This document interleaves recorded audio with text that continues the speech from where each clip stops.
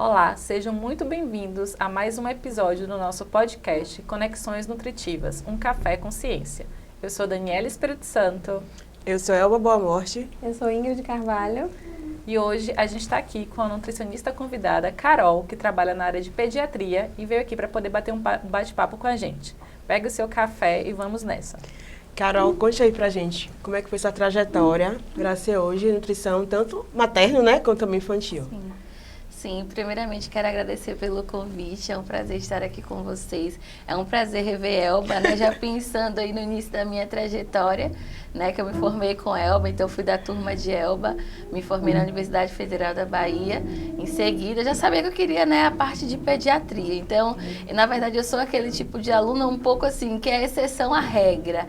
Geralmente as pessoas não têm tanta certeza, né, que já quer pediatria, mas não, eu já entrei na faculdade sabendo que eu queria essa área, sempre gostei muito, né, de trabalhar com criança. Então, enquanto materno infantil era o terror para muitas pessoas, né, com a temida Ana Marluça, né, Elba? Verdade. Para mim era a realização de um sonho. Então, eu já saí sabendo que eu queria.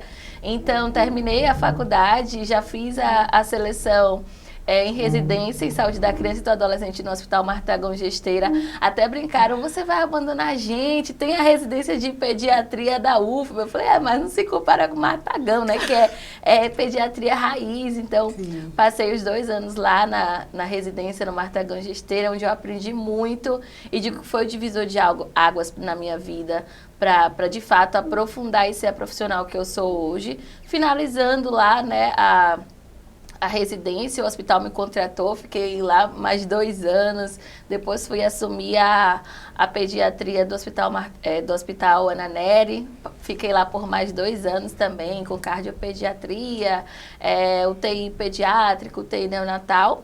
E nesse meio tempo eu fui me aperfeiçoando aí também, né, os estudos na parte materno-infantil, então fiz formação de coach nutricional infantil, fiz formação de nutrição e fertilidade, fiz também uma pós, nutrição clínica terapia nutricional. Então, atualmente, eu me dedico exclusivamente para a área, né, de materno-infantil, sou professora de pós-graduação, fiz o mestrado na UFBA também com um tema voltado, né, para criança, porque eu não podia largar. Então, meu trabalho, né, do mestrado foi sobre o transtorno alimentar restritivo evitativo, né, em crianças.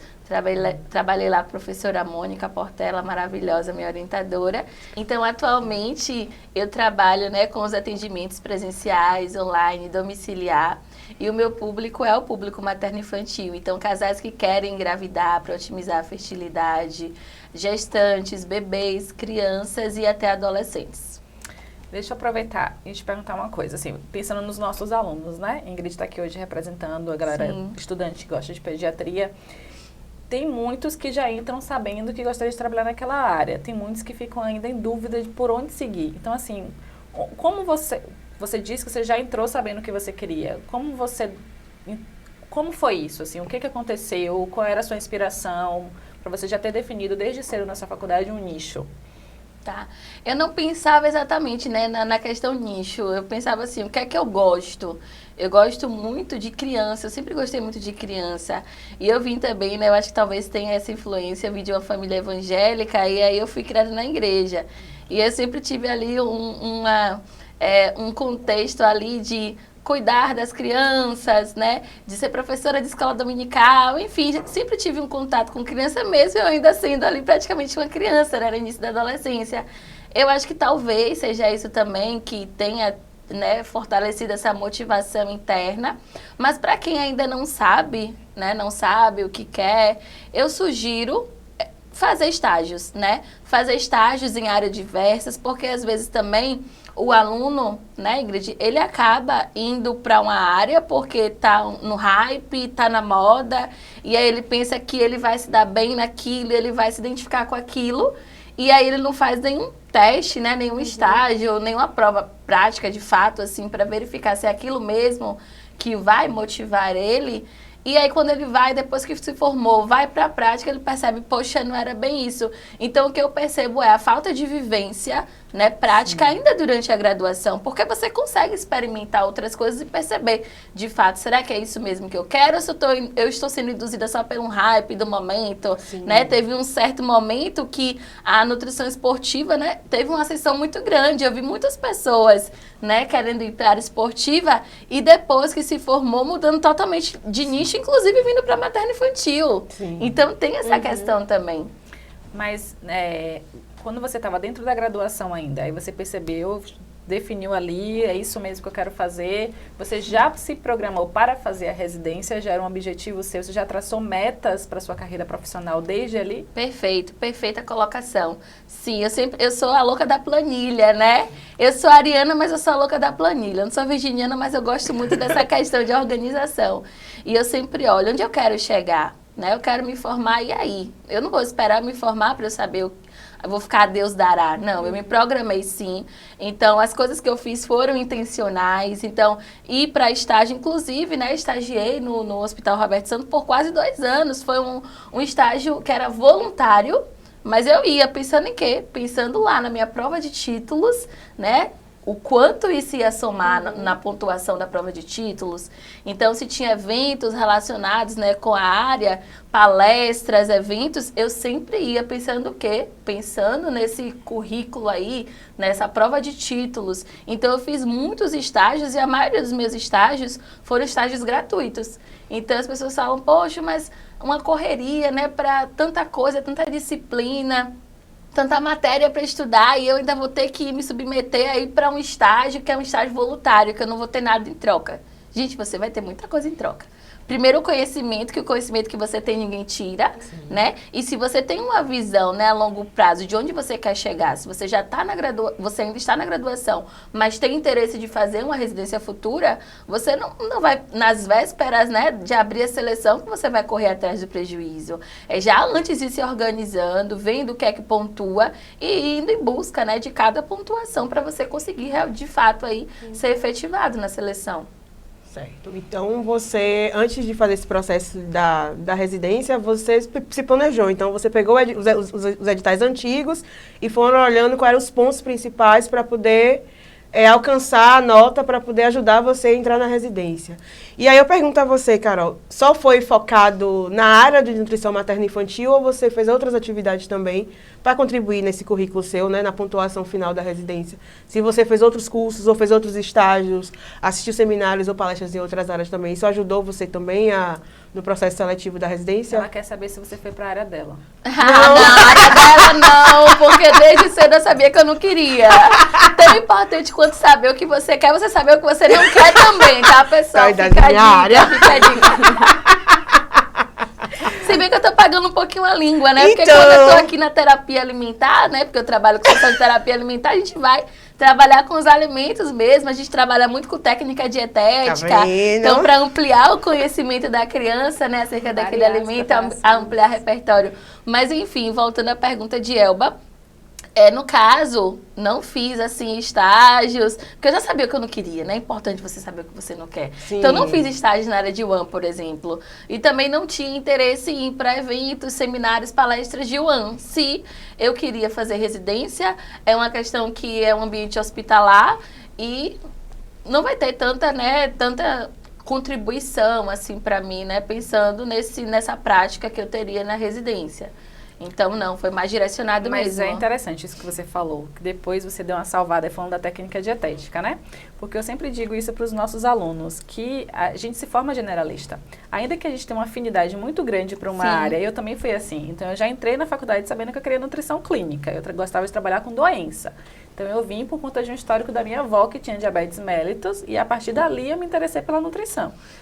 Então, ainda assim, é muito importante você ter uma base boa das outras áreas da nutrição, porque chega no momento que você vai precisar de uma técnica dietética, por exemplo, né? Sim. Composição de cardápio. Então, como você vai passar um cardápio para um paciente, uma reeducação alimentar baseada no cardápio? Se você não conhece os alimentos, eu acho que vem muito mais da área de alimentos, essa referência do conhecer o alimento, né? Da bromato, da técnica, enfim, do porcionamento, do que da nutrição clínica em si. Então, é muito importante importante que as pessoas entendam que somos seres complexos, né? Então a gente precisa ter uma base mínima das outras áreas, ainda que eu não precise me aprofundar nelas, mas eu preciso ter uma base mínima, porque senão chega numa altura dessa, você vai trabalhar com terapia nutricional e tem que fazer técnica de E principalmente para criança, que é um público mais seletivo ainda do que adultos, né? Eu falo que eu sou multifacetada, né? Eu tenho ali meu nicho muito bem desenhado, porque se vier um adulto hoje para atender, às vezes aparecem uns desavisados, eu falo, gente, eu não atendo não, tá? Vou te encaminhar para uma amiga. Então eu tenho assim um nicho muito bem desenhado, mas você precisa, antes de você ter uma especialização, você precisa ser um nutricionista completo.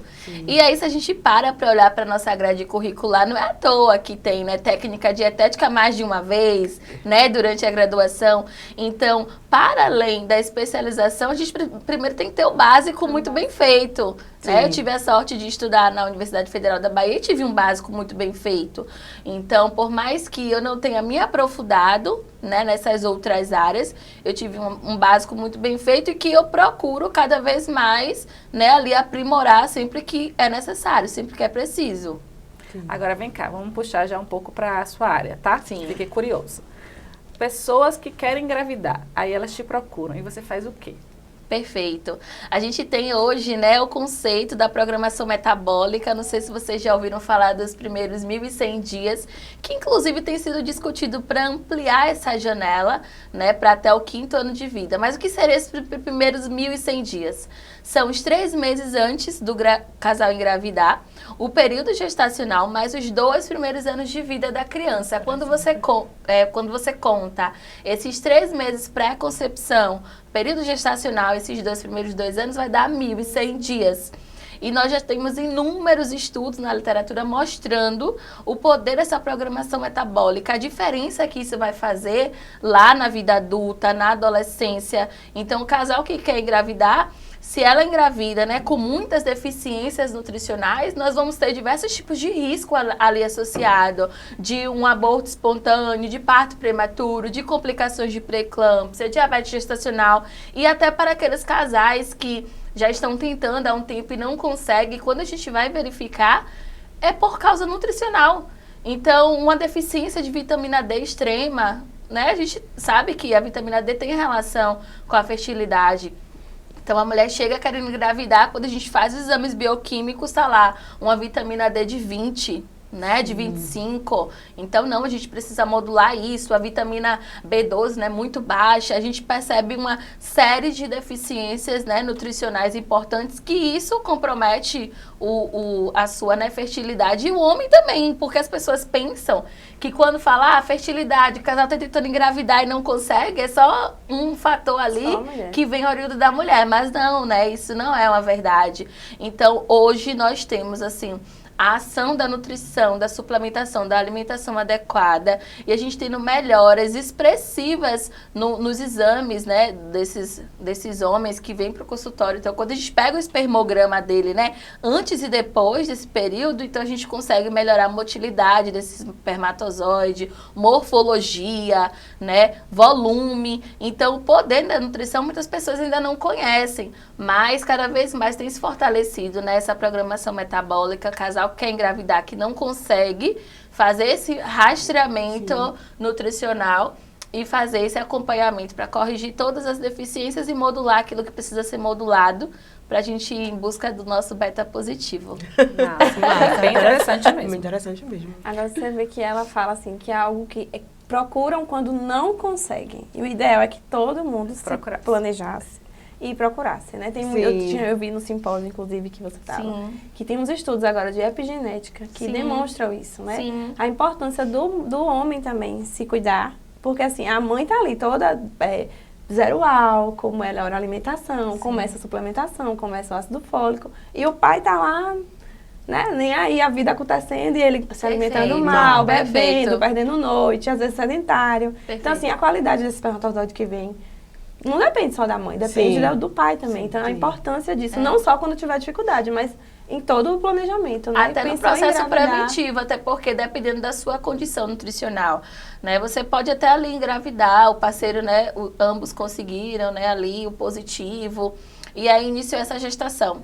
Ok, mas toda gestação vai ter uma programação diferente dependendo da condição de saúde dos pais ali naquele momento, né? Pré-concepção ali mais próximo. Então, a gente precisa checar, né? Se os pais estão com sobrepeso, com deficiência, se é etilista, enfim. Todos esses fatores são fatores que, por mais que você fale, Carol, mas eu não tive nenhuma programação metabólica, tive não sei quantos filhos, ninguém morreu. Mas... Aí eu falo, e nós estamos criando sobreviventes? Eu espero que não. Né? Então, assim, ok, todo mundo nasceu, sobreviveu, mas vamos ver a condição de vida. Quando a gente faz o histórico, são pessoas extremamente alérgicas, aí são pessoas com doenças crônicas, né? De forma precoce, com sobrepeso e obesidade, e a gente não pode simplesmente rotular que isso são pelas práticas ali daquele momento específico, não. É uma programação aí que já existe. Então, lá desde o período intrauterino, o que foi que aconteceu nesse período intrauterino? Então, o que acontece no período intrauterino não fica lá, né? Ele é fofoqueiro. Então, o que acontece no período intrauterino vai reverberar de forma visível lá na frente. Nesse momento pré-concepção, como é que estava o estado nutricional de ambos? Então, o que acontece ali, por mais que ninguém saiba, depois vai reverberar na saúde dessa criança futuramente, né? Desse adulto jovem. Massa. Agora já partindo para a parte da criança, enfim, da maternidade. Por que as pessoas não falam como é difícil amamentar? Aí eu vou contextualizar, viu? Eu sou nutricionista, mas a gente aprende dentro da graduação, da faculdade, a gente vê se falar nisso o tempo todo, em todos os lugares, como é importante amamentar, e de fato o ato é lindo, mas geralmente vem muito associado com uma beleza no ato de amamentar, que na prática não tem nada a ver. Romantizando a situação. Romantizando. E na prática a gente vê como é uma doação, de fato. Eu digo que é uma das maiores provas de amor que existe na maternidade é o ato de amamentar. Porque ele não é programado, né? Assim, ainda que a gente fale, é livre demanda, mas ainda tem algumas pessoas que programam a cada 2 horas, a cada 3 horas. Mas ainda assim, a gente está falando que invade uma madrugada, né? Invade o seu dia a dia da rotina da mulher. Então, você se fica vulnerável àquela situação, aquele ato, e ninguém fala sobre isso. Então, quando eu passei por isso, eu falei, gente, por que as pessoas não falam sobre isso? Só romantizam. Perfeito. Eu tento não romantizar. Inclusive, como eu faço esse acompanhamento durante toda a gestação, geralmente as 2 últimas consultas aí antes do período do parto já são consultas voltadas exclusivamente para a parte de amamentação, para ir preparando essa mulher, porque não é esse romance, né, que as pessoas pintam. Essa mulher vai estar super fragilizada, com aumento de risco de depressão, né, baby blues, depressão pós-parto, o puerpério, aquela loucura, né, de mudança, de alteração hormonal. Não é fácil. E se essa mulher, inclusive, não tiver com psicológico, né, tratado, fortalecido, o leite nem desce. Já começa por aí. E vira uma bola de neve. Então, nós precisamos cada vez mais quebrar esse tabu, né? Porque muitas pessoas, de fato, falam só da parte boa da amamentação. Mas e para aquela mulher, como tem sido? É importante já trabalhar previamente com toda a rede de apoio. Qual vai ser a forma que a gente consegue organizar a logística que seja menos pesado para essa mulher? Então, tudo isso tem que ser conversado com toda a família. Então, logo lá no pós-parto, quem é que vai ficar com você? Bora lá tentar fazer a nossa programação. Quem vai ficar com você? Quem vai ficar responsável pela comida? Quem vai ficar responsável pela limpeza da casa? E em relação à amamentação, será que a gente consegue, né? Na madrugada, nem sempre você amamentar os seios. Será que alguém consegue colocar com a colher dosadora, né? Você ordenha e oferece para você descansar um pouco e começar a trabalhar um pouco essa divisão de tarefas. Porque quando a gente consegue trabalhar isso previamente, a gente consegue amenizar um pouco desse sofrimento, sem falar em outras questões que podem surgir, uma mastite, aí a pega da criança que não está correta, aí fere seu mamilo todo, e aí acaba sendo doloroso, e as mulheres não precisam passar por essa dor. Então a consultoria, né, de amamentação previamente eu recomendo para todas as gestantes, porque isso vai fazer muita diferença. As pessoas pensam que amamentar é só colocar a criança no seio e vai fluir, e não necessariamente. podem ter pessoas que têm essa experiência positiva? Pode. Mas isso é uma regra, isso não é uma regra. Sim. Então é importante se munir de informações e você até saber o que você pode esperar. Quebrar um pouquinho do romance, né? Sim. Questão de expectativa e realidade, até para você já ir preparando o seu psicológico para aquele cenário que vai chegar futuramente. Sim. Sim. E é interessante demais a gente poder falar sobre isso, né? Para tirar um pouco esse peso que existe sobre o processo da amamentação. Porque eu mesmo, quando eu tive minha filha, que é Chloe, ela teve hipoglicemia dentro do hospital. A gente teve que ficar mais dias lá justamente porque a pega estava errada. Então, e as pessoas não tinham paciência para ensinar, né? Sim. Então, assim, quem me salvou, de fato, foi uma consultora de amamentação, pós-saída, né? Então, quando eu saí, foi na época da pandemia que eu tive minha filha. Perfeito. Então, depois que eu saí, que veio a consultora, que ela foi ensinar como colocar, como eu segurar de fato os meus seios de uma forma que ela conseguisse fazer uma pega melhor. Então, não é fácil, né? E não é assim, tranquilo, vou botar aqui e acabou e as coisas vão funcionar. E aí tem a criança que tem dificuldade mesmo de fazer a mama, e aí tem que ficar fazendo cosquinha, tirando roupa, porque com minha filha era assim, pra ela querer mamar, pra ela ganhar peso. Culto, né? Quem nasce com a linguinha presa, que não consegue, de fato, por mais que você tenha uma orientação ali de uma costura de amamentação, a criança não consegue fixar a pega porque escorrega, porque tem uma questão anatômica que precisa ser corrigida. Então tem essas questões também, né? E é engraçado, porque dentro do meu círculo familiar, né, somos 3 primas e as 3 tiveram problema com a amamentação. Aí eu falo, gente, olha a estatística disso. Então, se a gente for levar isso para uma vida fora, né, do nosso lar, olha quantas outras pessoas podem ter passado por um problema na amamentação e às vezes se culpa por isso, né? Mais um peso materno, de tantos milhões que a gente já tem. Então, fica nessa pressão de que amamentar é um ato lindo, maravilhoso, lindo, maravilhoso. Porém, também existe uma parte muito difícil dele que precisa ser falada e trabalhada na mulher. Não sei como foi pra você, Ingrid. Eu tive, né, meu filho, e ele nasceu 4 horas da tarde e só veio pra mim meia-noite, porque ele precisou ir pra incubadora, né? Ele nasceu com cansaço e ficou longe de mim. E nisso, quando ele nasceu, o meu leite desceu de uma vez. E aí ficou, o seio ficou enorme, tipo, aqui embaixo, assim, ficou tudo inchado e tal. E aí a gente chamou a enfermeira, quando o Vitinho veio pro quarto, porque eu não estava conseguindo a postura, e ele era pequenininho, nasceu 35 semanas, então não conseguia apoiar. E aí a enfermeira, quando chegou, a primeira coisa que ela me disse, você não vai conseguir amamentar, porque você não tem bico. Oh, meu Deus. Nossa. Na hora eu fiquei assim, sim, e aí? E não me ajudou. Tipo, saiu do quarto, O seu é mamilo plano, invertido? Era plano. Sim. É plano. Aí, nisso, eu fiquei assim... E eu tinha feito uma consulta online com a consultora de amamentação. Foi pandemia também, que eu tive o Vitinho em 2020. E aí, eu comecei a falar com ela no WhatsApp. Eu fiz, eu não tô aguentando, meu seio tá muito grande e tal. O que é que eu faço? Ela, você vai ter que ordenhar. Isso. E eu não conseguia, eu não sabia. Aí, ninguém podia entrar. Meu marido foi no serviço social, brigou. Ela veio à consultora, entrou. Ela foi lá me visitar 3 dias. Ela ia, me ajudava. E como eu tive muito leite, meu seio ficava enorme. Eu tinha que aliviar para poder o bebê pegar. Sim. E aí, como eu não tinha essa prática, né, ninguém ensinou. Assim, eu não sabia também que era assim.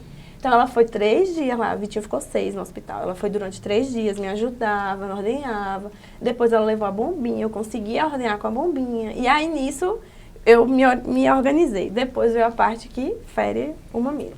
Sim. E aí, quando eu estava em casa, eu ainda fiz 2 sessões de laser. Porque feria, quando ele começava a mamar, feria de novo. A laserterapia e aí os ajuda comentários, muito. né? Assim, se tiver difícil, dá a fórmula. Menina, pra que ficar sofrendo? Os palpiteiros de plantão, Exatamente. sempre Sabe? tem. Até minha mãe, né, que vai ver aqui esse... eu rezava pra minha mãe não acordar de madrugada, porque assim, era muito difícil à noite a amamentação, porque tinha todo esse processo, né? Eu já tava cansada, o peito ferido, e eu queria muito amamentar, e eu tinha muito leite. Então, assim, eu rezava pra minha mãe não acordar, porque quando ela acordava, ela vinha com esses comentários. Se quiser, eu dou leitinho. Se quiser, eu vou comprar um leite. E eu dizia, mas eu não quero dar leite, eu quero tentar. Então, assim, ainda tem essa parte, né, dos comentários. Mas aí depois, um mês depois, que tudo, né, que se organizou, aí sim veio a parte mais tranquila. Mais tranquila, que é lindo amamentar, esse contato que a gente tem. Amamentei 1 ano e 1 mês. Desmamei porque eu quis, assim, ele estava comendo bem já. E aí chegou uma fase que eu também estava muito cansada de acordar de noite e tal. E eu percebi também que era muito o colo. Não era mais tanto a parte afetiva. Queria vir de noite e ficava um tempão comigo. Eu dizia, não, agora não é mais só nutrir. Agora ele tá querendo muito colinho. E aí eu tava cansada e resolvi ir desmamando, mas foi um desmame muito tranquilo também. Sim, fluido, né? E eu acho que o que fica de tudo, diante de todos esses relatos aqui, é a importância de você ter a orientação prévia. Sim. Então não é esperar o bebê nascer para você ir procurar uma consulta, né, sobre informação de consultoria de amamentação, não. É você ir se preparando durante a gestação, é como eu costumo fazer com as minhas clientes. Então, durante mesmo a gestação, você já vai saber como é que você faz a ordenha, como é que você escolhe a bomba, porque não é toda a bomba que vai encaixar. Sim. Então, tem os tamanhos também, né? De que forma você pode fazer a ordenha que não machuque o seu seio. Então, todas essas informações você vai ter na prática ali previamente. Então, eu acho que é importante a gente fomentar, né, essa necessidade dessa mulher gestante procurar esse acompanhamento, iniciar esse acompanhamento nutricional. Você que está nos ouvindo, se você está grávida agora, não espere o seu bebê nascer, já marque a sua consulta, já vamos trabalhar, né, sobre os mitos, sobre as verdades, expectativas e realidades da amamentação. Com certeza. Aí outra coisa que também não se fala muito sobre é a dificuldade da introdução alimentar. Para mim também não era muito claro que seria difícil a introdução alimentar, não é? Na escola, na faculdade, ninguém conta isso. Ninguém contou essa parte. Na faculdade, a amamentação é até os 2 anos, livre demanda, mas a introdução tem que fazer assim. Exatamente. Mas a introdução prática é nesses horários, é desse jeito, é nessa consistência. Papinha doce, papinha salgada. E a criança vai comer tudo e vai ser tudo tranquilo e vamos Isso. até os 2 anos. Mas, na verdade, é difícil também. Então, para mim, pelo menos, a introdução alimentar com minha filha, ela foi um processo difícil. Eu tive que chamar fono para poder ver como é que a gente conseguia ver questão de textura, de, né, ver, avaliar ali se tinha alguma coisa, mas não tinha nada. Era dela mesmo. Então, ela teve um tempo maior de começar a aceitar o processo de alimentação. Eu digo, inclusive, que eu acho que só foi depois de 1 ano mesmo que ela começou a emplacar. Sim. E quando eu tirei o leite. Sim. Então, quando eu tirei o leite, aí ela foi mais fundo na parte da alimentação. Mas demorou um pouco. Então, gera também uma angústia nos pais, porque não se fala sobre isso. Então, a gente começa a se culpar como se fosse a gente que estivesse fazendo errado. Sim. O que eu estou deixando de fazer? O que eu estou oferecendo da forma errada? Sim. Ou minha filha, será que ela tem algum problema em aceitar? Sim. Quando, na verdade, é um processo, quando a gente vai pesquisar, é um processo natural. Isso acontece. Natural, exatamente, perfeito. E aí eu volto mais uma vez, da importância de vocês procurarem o atendimento previamente. Porque hoje em dia nós ainda temos muito mito relacionado à introdução alimentar. Eu acho que muito enraizado também, né, de antigamente, que dava, né, todo tipo de comida para criança, porque comia até farinha de guerra, enfim. E aí as pessoas iniciam a introdução alimentar numa expectativa da criança comer. Mas eu falo, gente, olha só, né, vamos alinhar aqui as nossas expectativas. O nosso objetivo nessa consulta de introdução alimentar inicial não é que a criança coma. Agora, se você quiser levantar e sair daqui do consultório, fica aí a seu critério. Mas eu vou te dizer que comigo, no meu acompanhamento, o objetivo agora não é que a criança coma. Carol, como assim? Eu me preparei, aí comprei lá prato, talher, tudo muito fofo, tudo muito lindo, e a melhor cadeira, e o melhor copo, enfim. E aí a família cria uma expectativa. Sim. Porque também é um marco no desenvolvimento É um da grande criança, momento, né? Ele tá saindo de bebê de leite Isso. pra comer. Você comer comprou assim comida. muitos utensílios assim nessa parte? Eu comprei, minha Você filha. comprou? Comprei prato, vários talheres, copos diferentes pra aguinha. Sabe como foi que Vitor começou a introdução alimentar? Com uma cadeirinha de silicone que era Sim. de apoio e uma bandeja de café da manhã. É o suficiente. Eu sentava ele nessa E cadeirinha. é o suficiente. E a Tudo bem se bandejinha. comprar mais, mas é o suficiente. Não, aí quando ele já tava realmente assim, Sim. bem... Porque eu colocava antes também pra brincar, pra testar, né? A postura Perfeito. e tal. É exatamente isso Quando aí. ele já tava sentando, assim, bem direitinho, aí foi quando eu comprei a cadeirinha. Perfeito. E ele usa até hoje. Aí minhas amigas falam, Sim. você é um menino grande já e senta. Gente, tá funcionando, deixa ele na Não mexe cadeirinha no até time fazer que 10. quer. E aí a Todo dia senta lá pra expectativa almoçar. do pessoal é que a criança come, ela não vai comer. Por quê? Aí eu falo, né, recentemente, né, Lori Prota que viajou lá pro exterior e estavam lá comendo churrasco de inseto. Ela, gente, eu não vou conseguir comer isso. Aí eu falo, um alimento, um brócolis, você coloca na frente da criança. A mesma sensação que a gente tem de medo, de receio, de comer, de Sim. experimentar, vindo um espeto de inseto, é a criança com brócolis que você quer que ela coma. Exatamente. Porque pra mim, pra você, é óbvio que aquilo é um brócolis, é óbvio qual é o sabor, qual é a textura. A criança não. Ela tava ali dormindo plenamente, mamando. Num belo dia ela acordou e você tá com um prato cheio de comida na frente dela. Sim. Ela não sabe a diferença entre comida e brinquedo, né? Porque o brinquedo ela pega, leva até a boca, porque é instintivo da criança. E por conta do desenvolvimento motor dela nessa fase, ela pega tudo e leva aqui na linha média. Sim. Ela faz movimento de garra. Então não é que ela tá levando na boca para comer, é porque ela explora, né, com a boca, mas ela não sabe qual é a diferença de um brinquedo que ela leva até a boca e de um brócolis que tem sabor, que vai encher a barriguinha dela, que tem textura. Ela não Sim. sabe. Então, o início da introdução alimentar é para quê? Para a criança começar a conhecer os alimentos. Então, quantidade não entra aqui, não entra em voga. É ela conhecer diferentes texturas, cheiros, pegar, explorar. Aí eu sempre falo, ó, a expectativa é a realidade. A criança comendo ali tudo direitinho, aí a realidade é a criança fazendo skincare com abacate, aí passa no rosto todo, Sim. tem abacate e tudo que é lugar menos na cavidade oral da criança, né? Mas isso é importante? Pra quê? Fazer dessensibilização tátil, pra não ser futuramente aquela criança que tem nojinho de textura, de pegar na comida. Então, até isso que as pessoas veem como um fracasso porque não comeu, né, sobre quantidade, não é algo positivo, na verdade. Porque nós estamos trabalhando a independência da criança, né? Trabalhando essa questão de textura. Então, é um processo. Então, pra ela comer mais na frente, agora é só ela conhecer, é desapegar, né? Porque a pressão também para que a criança coma faz com que ela trave. Então, os pais começarem sem expectativa, né, bem tranquilos e deixar a criança explorar esses alimentos inicialmente. E com essa parte da seletividade alimentar, que a gente até estava comentando aqui antes de começar, né? Sim.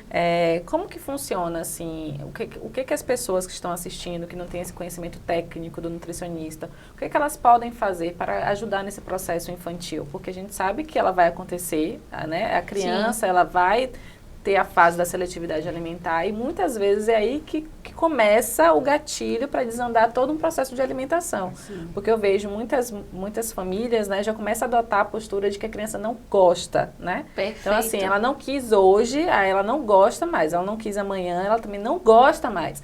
E aí eu paro de fornecer para essa criança, de oferecer para essa criança, de ofertar para essa criança, e consequentemente essa criança realmente ela vai passar a ter uma seletividade alimentar. Então, quais são as dicas que a gente pode dar para essas pessoas nesse processo que é tão difícil, né? De a gente fazer uma criança comer aquilo que a gente sabe que é necessário para ela, mas que ela recusa. Sim, perfeito. Importante pontuar que a gente tem como prevenir também, tá? Essa seletividade alimentar. E a gente previne aonde? Na introdução alimentar. Então, a introdução alimentar, eu costumo dizer que ele é um terreno fértil. E aí, nesse terreno fértil, você pode lançar sementes que vão promover uma boa alimentação, ou você pode lançar sementes que podem causar traumas alimentares, e essa criança futuramente ser uma criança que tem uma relação problemática com a comida. Sim. E ela já entra aí na primeira infância com muita seletividade por conta de eventos passados, né, que ela teve durante a introdução alimentar. Só abrindo um parêntese aqui, quem nunca, né, já ouviu falar assim, eu odeio beterraba porque minha mãe me forçava a comer quando eu era pequena. Eu só assim, eu odeio mamão porque manhã me forçava a comer quando eu era pequena. Ou seja, é um trauma alimentar. Mas imagine se isso acontecesse não só com o mamão, acontecesse com vários outros alimentos. Imagine, então, quanto mais traumas alimentares, pior vai ser a relação da criança com a comida. Então, eu já dou essa primeira dica. Olha o que você está plantando aqui na introdução alimentar. E para quem já passou da fase da introdução alimentar, que já está com a criança de 2, 3 aninhos, o que é que a gente precisa fazer? Variar. A criança, gente, tem dia que ela vai estar amando morango, outro dia ela vai estar jogando morango fora, no outro dia ela quer de novo, aí no outro dia ela quer picado, no outro dia ela quer inteiro, e é isso aí. A gente fica enjoado de comer a mesma coisa, eu sempre bato na tecla com meus pacientes, para de ficar todo dia dando o diacho do legume no vapor pra criança, gente. Que saco, eu fico estressada com isso, porque eu fico enjoada de comer esse legume no vapor todos os dias. Então, a monotonia alimentar é o primeiro gatilho aí pra criança, de fato, começar a ter a recusa. Então, o primeiro conselho que eu dou pra vocês é varie o alimento. Então, se você tem um brócolis, não dá cozido no vapor todo dia. Você pode fazer ele refogado, você pode fazer ele no ensopado, você pode fazer no recheio junto com o omelete. chocolate, você pode colocar na massa de uma panqueca, você pode fazer um muffin. Então, olha só, já listei aqui, né, Olha rapidamente. a técnica dietética. Ó, a técnica dietética aparecendo, tá vendo aí? É isso aí. Então, a gente tem como fazer e transformar aquele alimento em uma outra forma, até fazendo corte lúdico. Às vezes a criança, tô enjoada do mamão. Tá bom, pega um corte, corta em formato de estrela ou coração e põe o mamão lá pra ela. Carol comeu tudo. É isso. Então, modifica. Agora, se a criança para de comer e eu falo, não vou dar mais, ele não gosta. Aí chega no consultório, Nutri trouxe uma lista de alimentos que ele não gosta. Aí eu falo assim, você já ofereceu esse alimento quantas vezes? Umas 3 vezes. Então, não, ele não tem ainda capacidade para dizer se gosta ou não gosta. Né? Eu preciso oferecer cerca de 21 vezes de formas diferentes. Então, como é que eu oferto 3 vezes? Aí me canso, risco da minha lista. Aí você vai riscando a ponto quando você chega numa situação que você só tem 2, 3 alimentos que a criança come. E aí depois ela vai enjoar desses 3. E aí você vai ter o quê? Sim. Então é variedade. Ser exemplo também não adianta, viu? Você querer que a criança coma e você não come. Aí a criança vê no seu prato uma coisa e no prato dela outra. Não gera identificação. Então é preciso ter a mesma coisa. Então comer junto com a criança. E aí, né, abrindo para vocês, a diferença que é a gente ofertar uma comida para a criança e a gente comer junto. Quando nós estamos com os nossos amigos, por exemplo, às vezes a gente nem tá com fome. Aí chega um amigo nosso, não, mas bora ali, vamos almoçar juntos, né, em tal lugar. A gente às vezes está até com a barriga cheia, mas a gente come pela comensalidade, pelo prazer de comer. Ela pode falar muito bem sobre isso, né? As relações, o quanto isso influencia no nosso apetite. E com a criança não é diferente. Então, ser exemplo, variar a forma de apresentação. E ter uma Nutri para chamar de sua, né, gente? Não dá para você ter uma criança, passar por todas essas fases e não ter uma Nutri para chamar de sua. Aí fica difícil.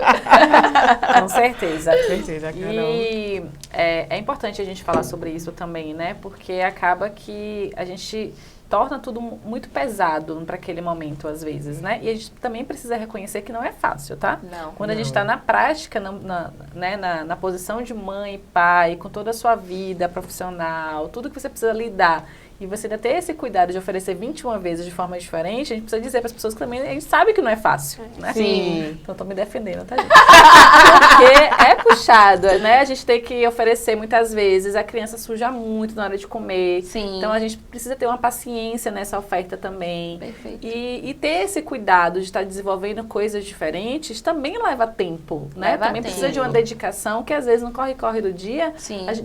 é difícil, às vezes, a gente fazer também. Então, a gente também tem que ter esse cuidado com a gente mesmo de reconhecer que é difícil mesmo, que vai ser um processo, que a gente vai precisar adaptar a nossa rotina para que isso funcione. Sim. Então, tirar um final de semana para a gente conseguir fazer algumas coisas, para a gente organizar. Deixar congelado. Não tem que ser tão complexo, né? Aqui foram alguns exemplos que eu dei, mas tem opções da gente fazer que seja funcional, mesmo diante daquela família que tem, né, um vínculo, né, empregatício mais uma carga horária mais elevada, que tem uma dinâmica, né, de trabalho mais acelerada. Ainda assim, a gente tem condições de fomentar aí boas escolhas alimentares, estimular o consumo alimentar.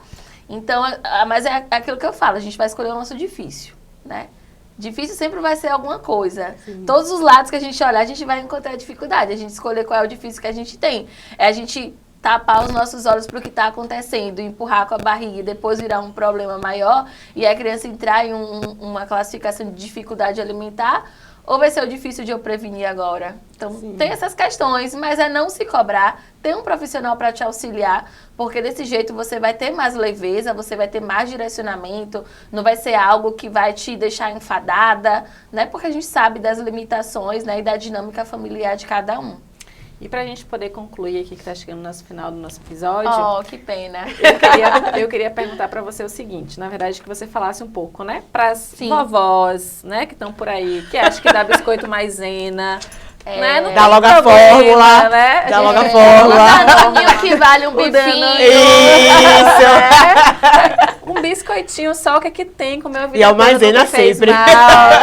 Sempre é o maisena. É o campeão de vendas, tá? É biscoito maisena, leite de vaca e o tal do Danoninho que vale um bifinho, que na verdade não vale bifinho nenhum, né? Então, assim, um recado para as vovós, por mais que a gente pense que nós estamos ali agradando o nosso neto, estamos fazendo uma coisa, né, que ele vai ficar feliz. Na verdade, não é bem assim. Então, a gente tem como proporcionar momentos de felicidade, de prazer, de alegria para a criança que não seja atrelada à oferta de alimentos que são inapropriados. Aí eu trago até um questionamento para você que está me ouvindo aqui hoje. Então, um adulto que fala assim, olha, tô ali na alimentação saudável, não tô comendo doce, tô focado, a gente costuma parabenizar. Aí quando chega uma mãe que fala assim, olha, meu filho já tem 2 anos, mas eu ainda não dou açúcar. Ô, tadinho dele! Eu não entendo essa dicotomia assim nas falas, né? Então, por que um adulto a gente parabeniza por não comer açúcar? Em contrapartida, a gente quer entupir a criança de açúcar para viciá-la no açúcar porque o açúcar é viciante, para mais tarde eu querer que ela tenha uma redução do açúcar para eu parabenizar ela. Não, você tem que parabenizar ela agora. Sim. E a criança nessa idade, ela está aí no processo de formação de paladar. Então, perceba, se eu começo a ofertar coisas muito doces, né, com um sabor muito intenso para a criança, como, por exemplo, um danoninho, que é doce, né, o biscoito maisena, se eu dou uma maçã, a criança perde a percepção do sabor.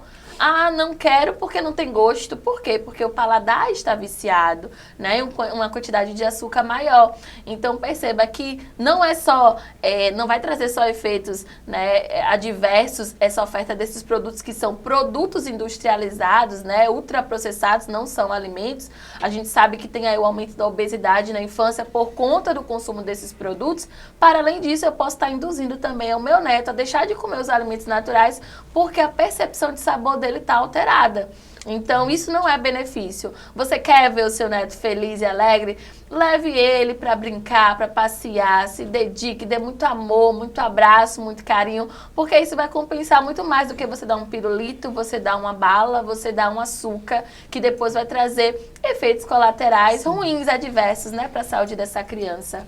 Então é isso, gente. Muito obrigada. Muito obrigada, Carol, pela sua participação. Obrigada, meninas. Obrigada. E aguardamos vocês em mais um episódio.